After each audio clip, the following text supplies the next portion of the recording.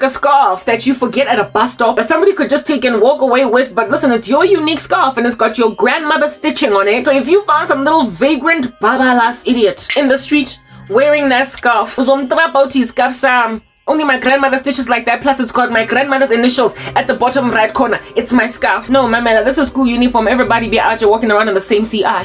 Everybody be wearing the same shirts. Everybody be wearing the same jerseys. Everybody be wearing the same blazers. Everybody be wearing the same. I was like, mamela, this is where I'm gonna be out here shopping for new school uniform. And so in grade 10 or 11, I one day went to the groundskeeper and I said, Bujon, let's say his name was Bujon. Let's say, netball. Go check if he caught in the lost and found. He was like, okay, mtanam, wangivulele. And indeed, wahlala ngaphansi, cigarette, mina ngangena lapha, ngathola ihembe. Not hembe, sorry. I took out a lost and found a jersey, a skirt, a blazer, a tie, winter socks, and even some summer socks. Went home and threw them in the washing machine. And the next Monday, I'd be out there rocking up with new school uniform eskolweni. Some of the stuff was labeled Peter or John or Cassandra. I was like, Peter, John, Cassandra's not gonna know that that's their jersey.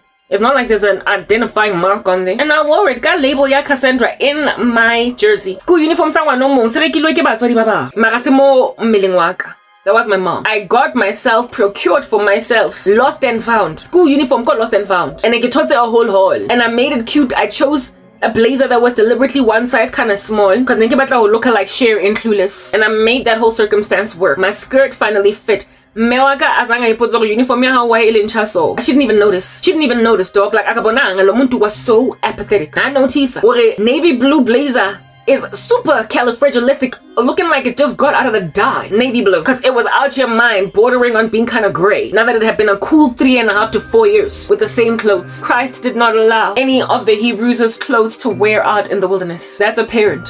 But mine couldn't even notice when my uniform was evidently brighter and more colorful because it was new from other. It was new. I told myself that the Peter and the John that lost this jersey and this tie, their mom was gonna yell at them on some, Peter, John, you done lost your tie, you bad child. And then go and buy another one. Because Peter and John got parents that care. God on me now. I'm that kid that don't nobody care about. And since Peter and John was irresponsible enough to lose their shirt and their jersey on the school grounds because they were tardy, forget about it with every single bone in your body if you're gonna expect me to care. That, oh, but who does it belong to? It's likely Peter's. Peter got a mama that cares and I didn't care. I was not safe. So I was making like Oceans 11 and 13 at that point, thinking I'm suave with theft. I'm thinking I'm suave with theft. So listen, you could call me Brad Pittess or George Clooney. It's giving raid at the Belizia or whatever hotel. I'm pretty sure the name is not Belizia. I glamorized the theft. I felt like it was a necessary evil. So do you see the trajectory I was in if at all I was not awarded independence enough for me to ultimately default to honesty? I don't know what I would have become. Maybe that's why all cult practitioners want me. I have it in me to be kind of crooked and a smooth criminal. Dick-a-ding-ding. Woo! I have it in me. But like I was cleansed from all such filth because God was jealous for me. Love's like a hurricane. I am a tree. Yeah, I know. So that's how I got a school uniform. Towards the end of matric, I was wearing other people's like stuff, right? I think I might have even gotten DM.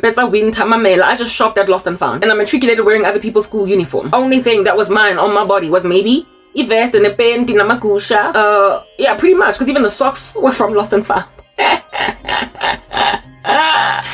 Yo, dog. And my man, like, I'm not thinking my mom is an employed woman. She's a middle income woman. She's not poor. So this is not even the plight of a poor kid. This is the plight of a kid whose mom, who's got enough means, just does not care to use them on her child. I was too much of a burden and expense to my mother. I was too much of a burden and an expense to my mom. And I went and I procured by theft, by banditry, my own school uniform from Lost and Found, while the father of the fatherless and the one who takes care of widows and the orphans showed what, if at all I had given my life to him as a kid, would have happened with me, with an apathetic mother like that. I mean, listen, I don't think God would have done the miracle of making sure my school uniform does not wear out, but something would have given, because I have seen miraculous breakthrough at the precipice of nothingness. Listen, it looks like it's over. At that very precarious point, that was where the Lord then showed me that, listen, I sometimes out here be giving you a breakthrough or answered prayer or just what you need at the moment when you have just run out of the last thing that you were leaning on. Just when you were on your last cup of rice, that's when I'm gonna have somebody drive by and just drop a bag of rice at your door. That's when I come through. And I have learned to rely on that kind of immediate, just at the very final hour, cusp of nothingness, pertaining breakthrough, pertaining provision, when there's lack. And I spoke about George Miller and how that's how he also functioned and thrived so much in answered prayer to a point of journaling all of his answered prayers. Over 50,000. Yeah, God has been like that to me. Because this here chosen servant of his, that however is yet to walk in him. But I've had this forged in me. That day when I was sick and the doctor gave the grim diagnosis, my mom was kind to me because she was scared I was gonna die. So essentially you have to evidently look like you're on your way out.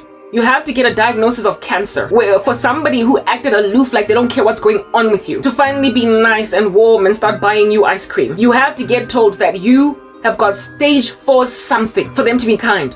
And imagine umuntu that's waiting for you to essentially be on your way out before they can show you love. That's not a person you need in your life. That's not a person that you're going to be comfortable with. That is an individual that you must train your spirit to be free from. A person that you must train your spirit to be comfortable without, even though you love them very much. And some of these crazy people, banjalo, they're full of reverse psychology, but withholder affection. But I mean, there are men, there are like crazy boys that thoroughly want me to be like Ruth on their threshing floor, nibbling at their toes. Get on shalabona. Get off about you need a help. Charlie Puth, I'm only one call away. Maragan sees. No more lona. Empire State Building. These are the kinds of people that God is trying to protect people from, because they are like takers and they drain and they sap and they juice. They are parasitic and they will evidence that they love you when you've got a grim diagnosis. You cannot have people be kind to you only when you are dying. You cannot have people be kind to you only when you've got a cast on your foot. You cannot accommodate people that have evidenced to you that only when you've broken a leg, then, and only then. Well, listen, yo, recently I done fallen splat on the ground. And I was like, boom, your small little step out should be causing a sister some balance issues. Yes, like it, but my foot landed like that. Thank God no bone broke. I'm grateful for that, but I was sprained. So for a couple of days I walked around jive. I walked around with a stanky leg. I walked around limping, and no one asked me, why are you limping? Because a limp with a sprain will heal, duh, obviously. But if at all there was a bone sticking out from my side, and I'm bleeding, evidencing that if I don't see a doctor, I'ma bleed out and die and go in a casket, then they'll be like, yo, Agami said doctor, Agami said spitale. Because I don't want you dying. Listen, I'm not trying to do any of that. But a sprain, it'll be fine. What's that for? No, bang, like you fall, dog. No, why are you limping? When saying,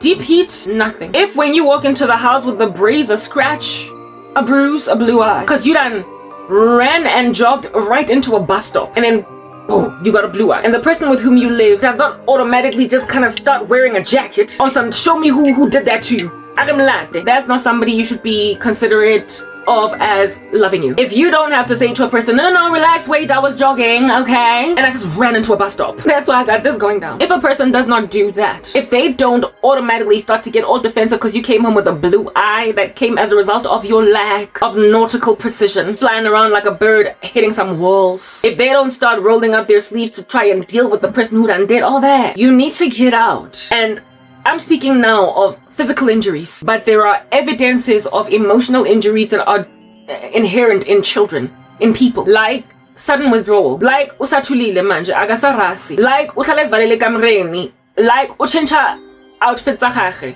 and now she's wearing black all over, she's goth and she's grunge. When a child changes behavior and all you're comfortable with is that ufika jarating if they again and what's amaya every day ayaskolong, because when you don't want to be a shrink a therapist, you're too consumed in yourself as a parent to be paying attention to that child.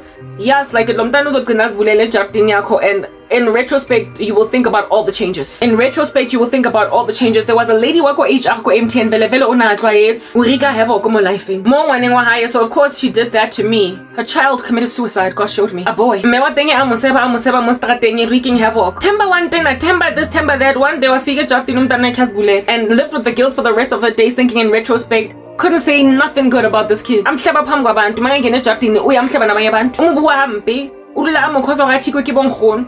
How about you laugh at ngwana hayi alo understand rodintsang what's going on? Instead, we am revile estradini. Umkhuluma kabi, bad report. This child was like, I'm just a kid. I don't have my own independence. I can't live with this woman again. Unfortunately, Tamba, I don't think was saved, so we lay wherever. Mara to if at all somebody were to be able to come back from the dead and see the reaction of people to ukshona kwakho, maqeda ukshona ile hore ne ba go ignore ba sna taba lwena. O ka re he magatle. Ke shwele o sna taba ke khwilwe ke koloi mo ongelekeng engwe e kotsi ko N1. Yang siga tlhogo ka ya mahodimong. Mara dikeledi tsena. Mara 2 weeks ago, o no sampuisi o sino sna taba len. Grandshop the other day golotse ka re koloi ka istakile wa se tle ka thowisa koloi ke some good Samaritan wa monna wa Lindia. Ko starting a re mosadi is not supposed to be alone. Esugu hazarding. It's nothing, it's what under the bridge. Sekile ka staka ka tshelwa petrol ke good Samaritan ko strateng. O siko phone it. Wa ntlogela nje fela hore the birds di tlonja like I am a carrion on the side of the street and they're vultures. But then some good Samaritan was and just felt like a bat out of hell. And no, not out of hell but out of heaven. More like a bird, an eagle out of heaven. And was like, listen, a woman shouldn't be struggling like this. One says, hey, jongan lengilosi. Jwanong nada se ke khwilwe ke koloi ko N1 ke sna tlhogo. Ke mahodimong jwanong ke fitlhela lebitso la ka ke karabo. Wala, he banna. Dikeledi tse kotsi tse kana se tletse ka boladu le madi. He banna, o se tuwe. Ngadi yang thusa dikeledi tsena na. Ke mahodimong ho monate mona na mara ke bona ka re. O ka lla dikeledi tse di kana o ne sna taba le nna before. Hane ke phele. Ne ke fila nka re vela o ka ba happy weekends jaaka. Ke mang o se yolona re. Abantu ba kwamela ba game. Ore ba kwaze cause like ka seng ya khamiwa. That police lady that out got all her family members killed with an insurance policy. She took out insurance policies on them. Is it not Rasuche? Some woman, cop in South Africa. She was all popular back in the day. Am I gonna find this now? Cop in SA who took out insurance policies on her family members. Give me computer. Everything is just so slow over there. So let me police in SA that killed family for insurance payout. Yeah, and there's no Wi-Fi. I would have thoroughly imagined that she's just like that crazy police officer. Take out an insurance policy on her child's head and then drive her off a cliff and then claim on the policy. And you then get surprised as a cloud of witnesses in heaven, looking at how people are just mourning ukshona kwakho from heaven, and you're like, Mara, you're the reason why Abu Matesa thought that I was up for grabs. You're the reason why I'm theirs for the taking. And I don't even understand. Rosemary Ndlovu. I just think you'll be making like Rosemary Ndlovu. Do you not have a policy at Santam or something? Have you not taken out a policy on my name? Honey Bumble. I am suicidal. About treat her like this. Aren't you Rosemary Ndlovu? You feel like Rosemary. My how Rosemary I tatela mo mabitleng. About my lwena. Ele hore ke the truth because I can't look at my hodimong. Ana mo talk buang makakadi. Ka taba go Africa. Ko lifu. Bona. Ke bereavement ya mannet. Ke lorile a couple of days ago. I auntie am. Not so much my mom. Ana le lesea le lentsha. Ngwana o montsha ona apere mamela onesie, the onesie of which in a little pelo mo tsona like a baby grower. This baby grower had hearts on it. God is something else, you know that. I had a dream of my aunt about a week ago where there was this baby that was hers. My aunt is like big and grown like my mom. Hers, no longer having babies, post-menopause and everything. But she had a daughter. And this daughter was an infant. And this daughter was wearing a baby grower that had hearts on it, all over it. And this child, mega papa, though it was an infant, it had legs, yes, though it was Lesia, it could run. Basically, this baby had more ability than a regular baby would have. It was like a super baby. And this baby mega papa all over the streets azala. Just driving. And my aunt, all that my aunt did was say, child, and I was looking at this in my dream with shock and horror on some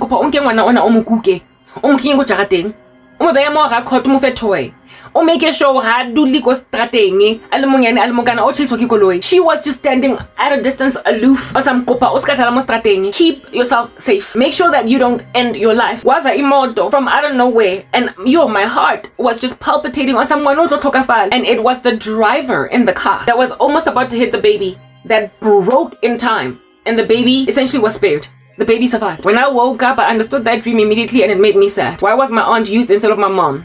Because this stuff has roots in witchcraft that come from long ago, and my aunt is responsible. However, my mom is vicariously out of fulfilling work, and everybody has their own will. She could have done differently. Who was that baby? Duh, me. And the baby grew up with the hearts on it. That was God saying, this is a very loved child. And me playing around on the street as an infant, having grander ability than an actual infant, was evidence of the fact that that was representation of an adult that, however, has been reduced to a child.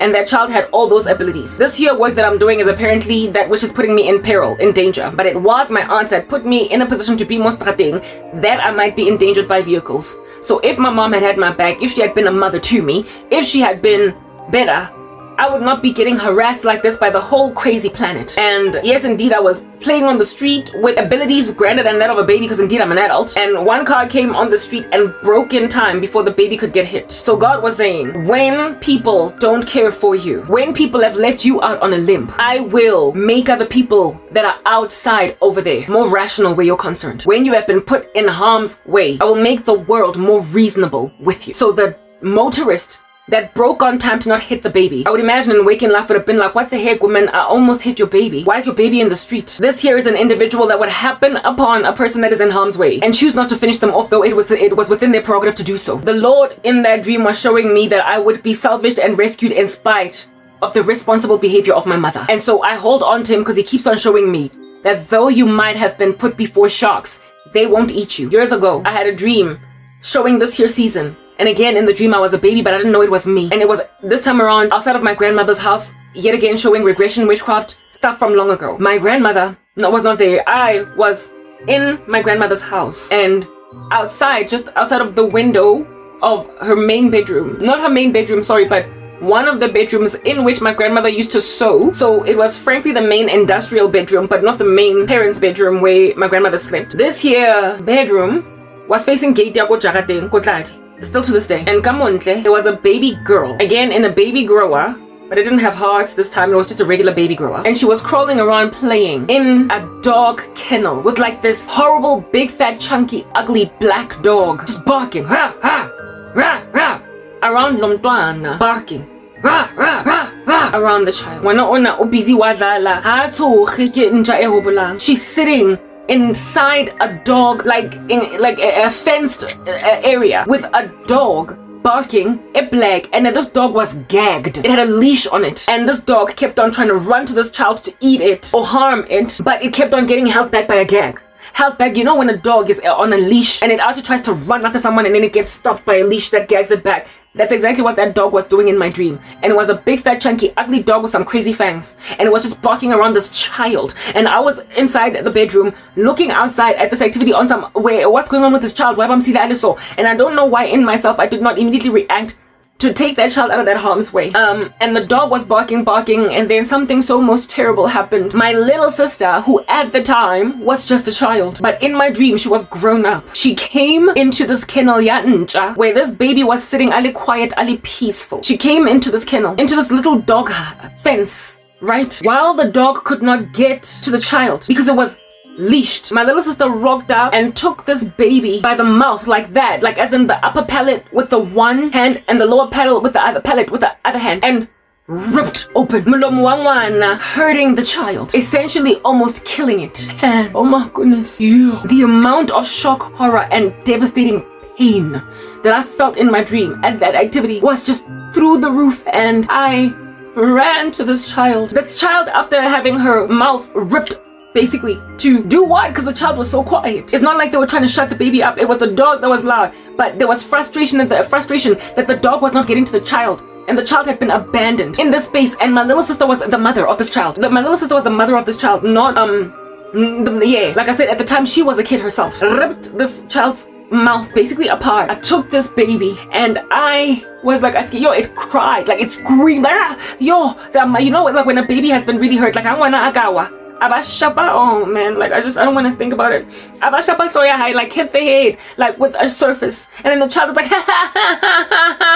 you know how when babies are in a lot of pain and they're not faking crying, how it's such a heartbreaking cry when they've just hit their head against something or they've fallen and it really hurts, and the cry is just so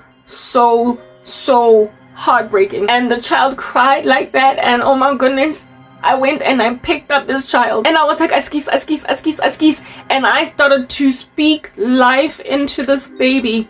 And I said, I'm sorry for what was done to you. I'm gonna take you and I'm gonna raise you and I'm gonna take you to school. school, and I'm going to take you to surgery so they can fix your jaw, and I'm going to bring you back to health. And this child kept quiet, Watula, and I was expecting this child to be disfigured. When I looked at her in the face, her jaw was put back together again. It's like nothing had happened to her, and all that it took was for me to speak life to her, was for me to merely have the intention to heal her pain. And the stuff that I said, I don't want to cry, the stuff that I said to the child in particular was that I'm sorry, I'm gonna take you, I'm gonna make you mine, I'm gonna adopt you, and I'm going to take you to school, and I'm gonna take you to plastic surgery to fix your disfigurement, your jaw that had been ripped apart. I woke up from that dream with so much confusion, sorrow, but confusion as to what was that, what was I seeing? I woke up really confused as to what I was seeing. And I would not understand that dream until today. Not so much today, but this season, until this persecution. I would not understand that dream until this here season of most horrific persecution that I am presently enduring. Who was the dog? The dog are all these men barking around my life. The baby was me. My sister was my mom. The reason the Lord used my baby sister was to help me basically see that this woman is trapped in the body of a child. And at the time, my little sister was a child. She was still, like, I was yet to lose my job in corporate South Africa. My little sister is 17 years younger than me. She was born in 2001. She's a Gen Z. So when I was still employed in corporate in 2014, this child was in primary school. She was in primary. So for her to have a baby in my dream was just utterly bizarre. And my little sister didn't want the baby. She wanted the baby to get destroyed by the dog. But the dog could not get to her because the dog was gagged. And so my sister just ripped apart the jaw of the baby. God was showing me not so much that my little sister would one day have a child that she would try to harm and I would take care of it and adopt it. He was showing me that my mother is pretty much as old as my little sister, a child having children, and will neglect the kid and leave the child at the mercy of monsters and rip apart its jaw in trying to silence the child, though the child was walking in peace. Essentially, you would try to sabotage the life of your own child and the ministry I have given her. I, in that dream, represented God because I took this child and I had a severe, God wanted me to basically go through all the depths of pain that he felt at the activity of my mom. When I understand the whole feel as wrong and I was in so much pain. At witnessing this activity, I was appalled. And I took this baby and immediately I had a determination in my dream to adopt. Like, first thing I said is, I'm sorry. And then I said, I'm gonna adopt you and make you my own child. And then I said, I'm gonna take you to university and give you education. And then I am going to take you to surgery to heal your broken jaw. And when I finally saw the baby, upon quieting it, she did not have the injury on her anymore. That was God showing me that you will be betrayed. Your mother will bring a severity of pain. There will be monsters trying to get to you through her negligence, and they won't succeed. Then she in herself will try to silence you. At that stage, my mom has already done all these things. You're gonna be in a severity of pain and cry like just cry with belts in your voice. But I'm gonna adopt you. And God, the Bible says that we are adopted into the kingdom of God. The words in my dream verbatim was, I'm gonna adopt you. And then the Lord said, I'm gonna educate you and take you for surgery. Education is all this instruction that I'm now today walking in. The Lord trains me, teaches me, he gives me knowledge. He's just been training me through these years. And then, so basically it's education in him, not just so much learning 1 + 1 = 2. And then I'm gonna take you to surgery that your disfigurement might be healed. All that which was done to you that took away what you are supposed to be, you're gonna be healed and recovered to a point where it doesn't even show that somebody tried to rip apart your jaw. Essentially, I'm going to preserve you in that pain. They're gonna try and steal your glory, but they're not gonna win. And by the time you come out of this, it would have been an event that was supposed to disfigure you, but you're gonna come out looking like nothing ever happened. Look at me today. It's been 11 years going on 12 that I've been enduring this here most heinous treachery, and not a single hair on my head indeed has perished. I still look pretty much as great as I did when I first lost everything at the age of 29. I'm 41.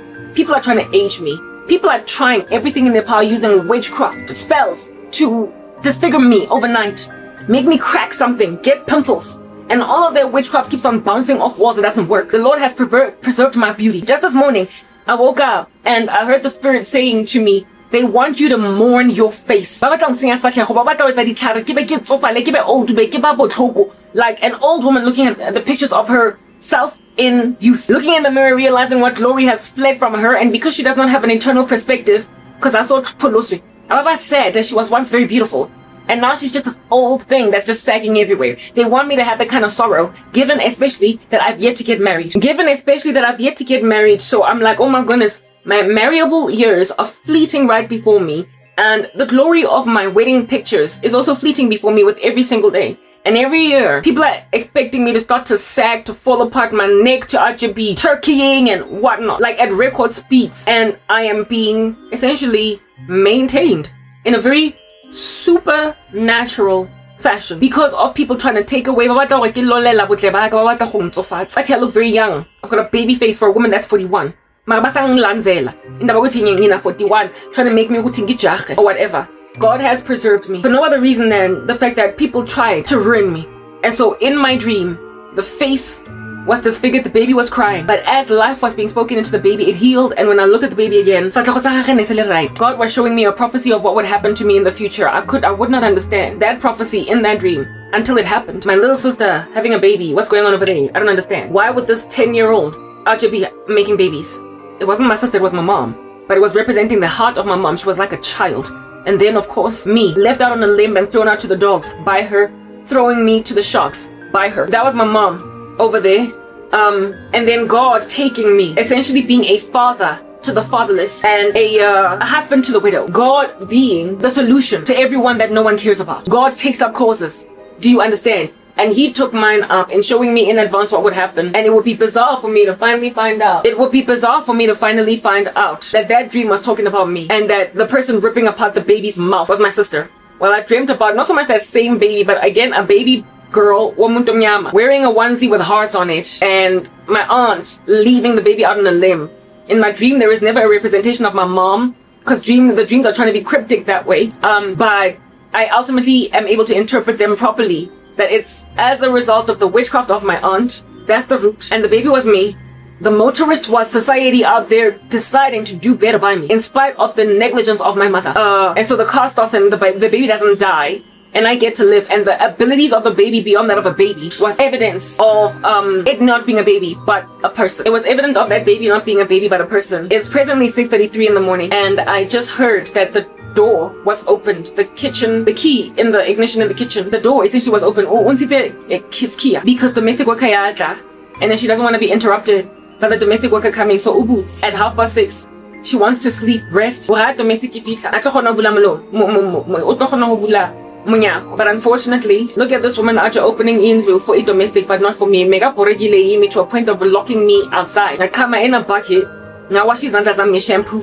English. I didn't tell you that because I didn't want to talk about my mom. I didn't want to talk about what she's doing to me. But these are the things that I've had to endure. This is what I've had to quietly, just in fortitude, just glide through. But I guess it's important to share this understanding that you might be able to see when you are that you might be able to gauge as a Christian that throughout the entirety of your life, prior to and including your walk in Jesus Christ, the Lord was there every step of the way, preserving you, bringing you to the point of redemption and bringing you to the point of ministry. Megakhona sonke lesikhathi. And his pursuit yakhe of you was loving. His pursuit of you was loving. The Lord will teach you certain behaviors. He will teach you certain even spiritual disciplines.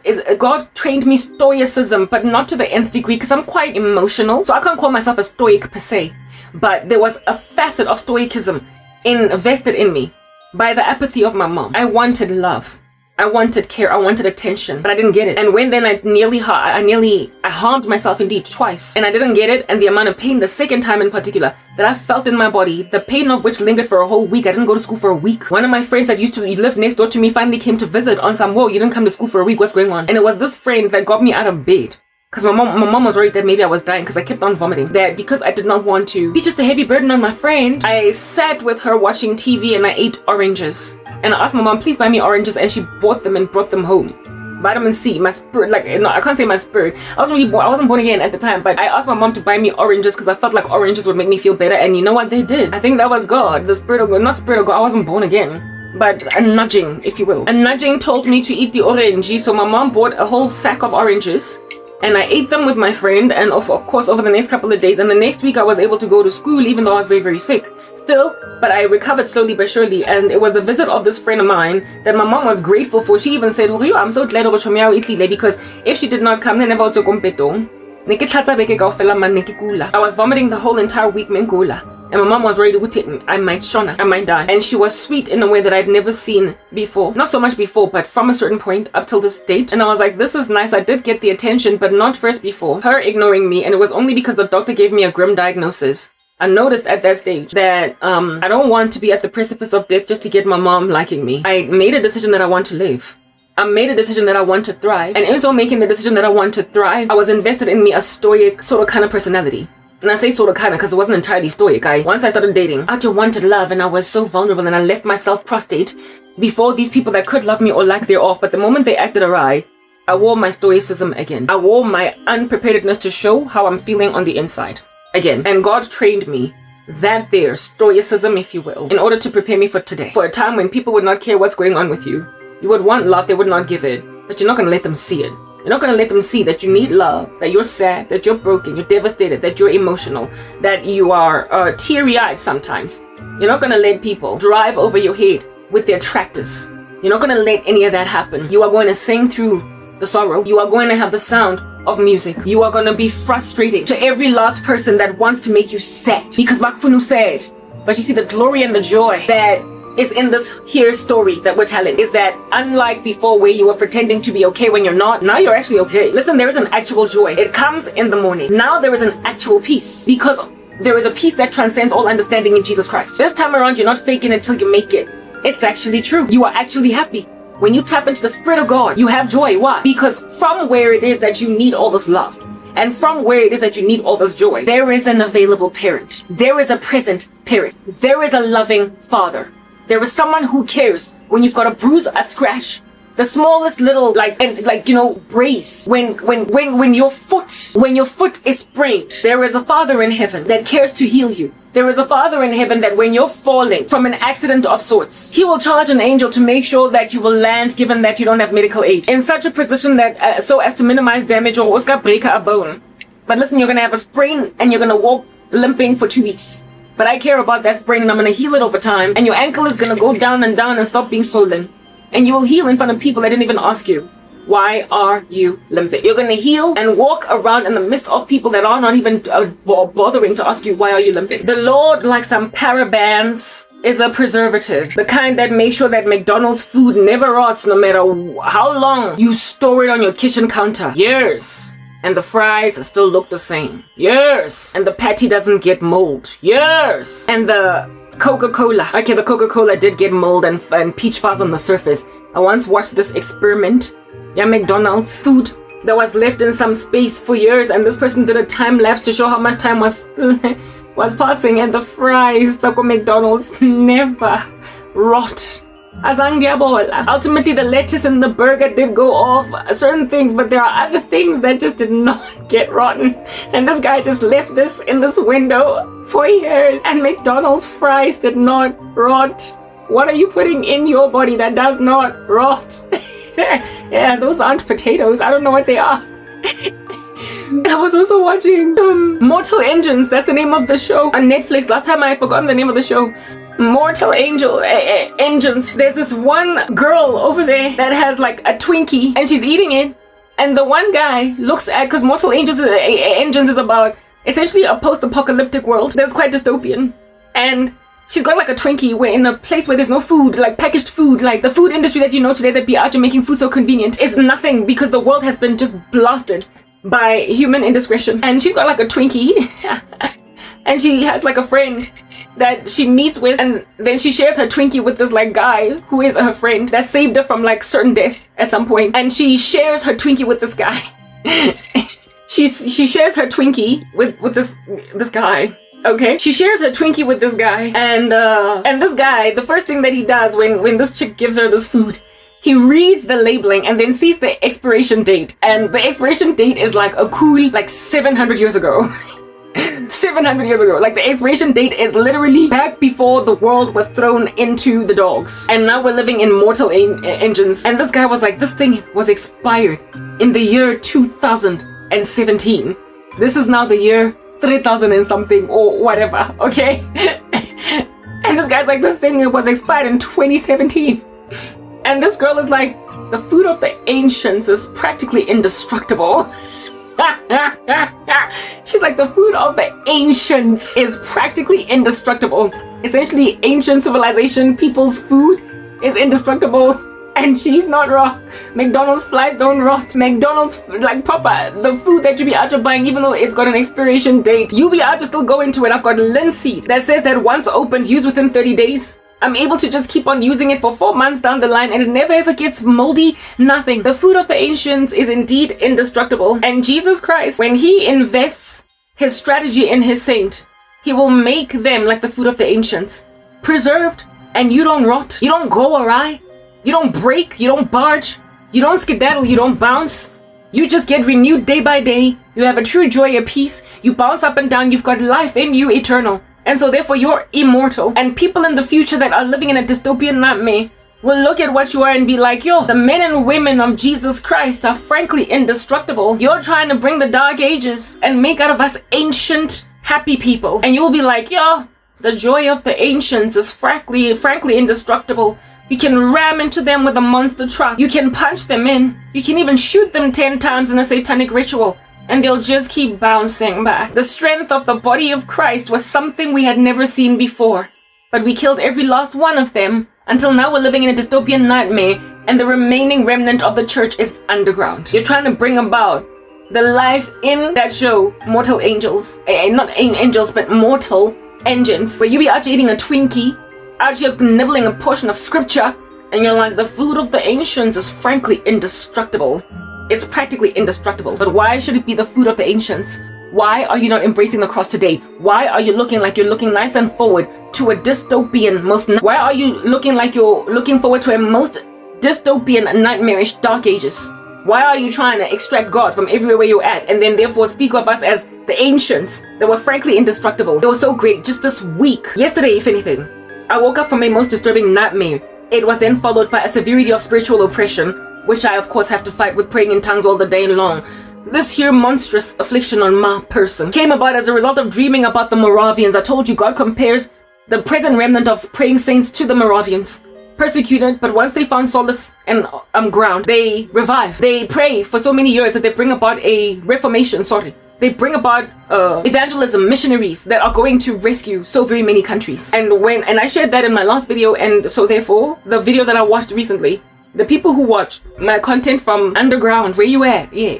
The people who watch my content from the city under the sea, yeah, because you those monsters at the Bermuda Triangle, they then did a spell to flatten us, and I had a dream of the Moravians not finding solace anywhere, finding rest nowhere, striving perpetually, never ever, as in never ever, getting embraced so that they can never get to a point where they're so comfortable that they are praying on a loop for 100 years until they are the biggest missionary sent out in the world to revive an earth of dying souls. If you want to stop the move of God, you're not going to win. First and foremost, there is a naivety in so thinking you're going to do that, because if God wants to do something, he will achieve it. But just the fact that you're trying to bring about the dystopian, nightmarish civilization in the show Mortal Engines shows and like just how decrepit your brains are, just how rotten you are, just how dystopian, just how much entropy your minds has graduated towards, just how much entropy you are like just pummeling into, like a most horrific accident. You are disambiguating in the worst way, and you are chosenly doing so, hoping to bring about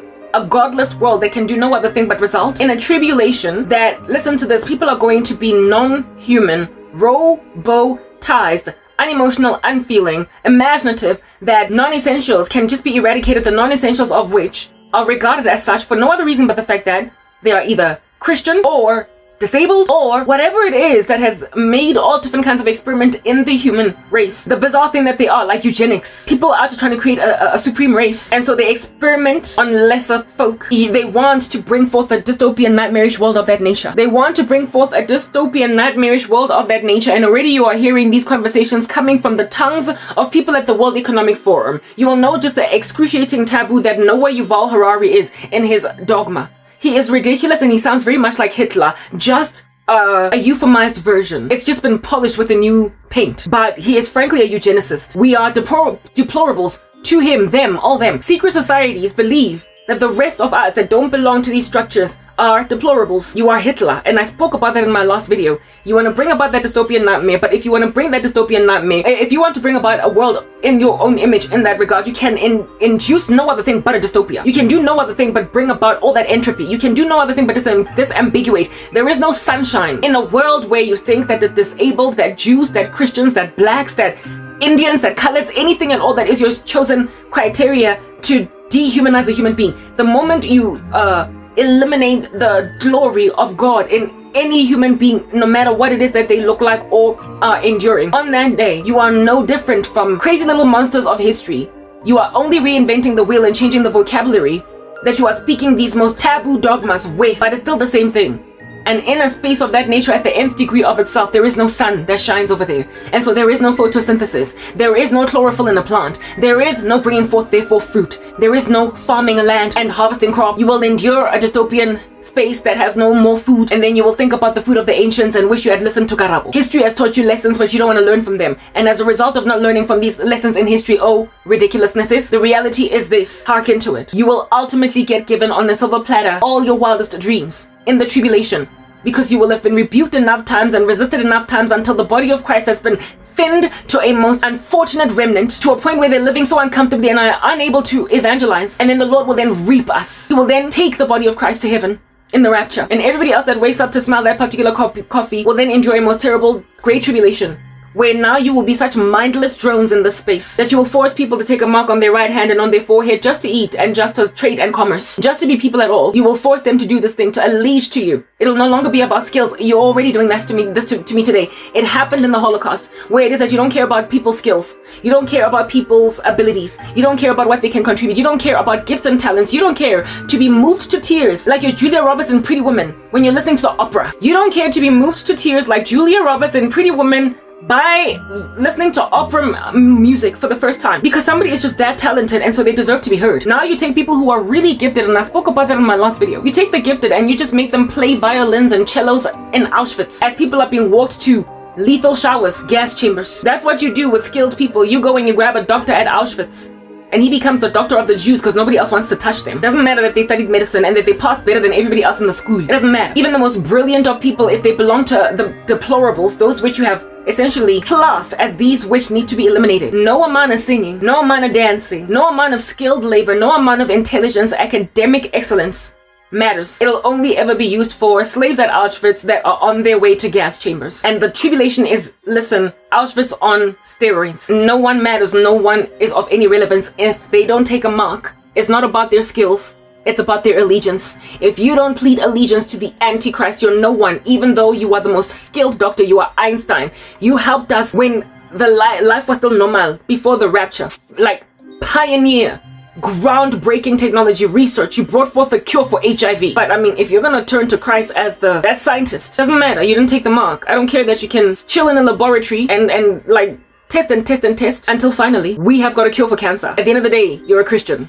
So die. Bah. Well, it's not bah, it's more like gah. They get beheaded. In the tribulation, they get beheaded. It culminates to that point. It culminates to that point in the Great Tribulation. But human behavior, your insufficiency of character, makes you create these little bubbles of tribulation all across history, and you get uprooted because of God's grace, because there's enough people that are sober, enough to stop that which you're doing. But these here sober people thin in number over time, until they're so few that they get driven underground, and now they can no longer revive. They can no longer reform. They can no longer correct the status quo. They can no longer rescue Jews at Auschwitz and in a humanitarian spate have a soldier put down his gun just to have a conversation with a Jewish woman that was emaciated to near death, and now all he wants to do is just talk to her like she's a human being, that she might see, that she might feel seen. There are still people doing that today.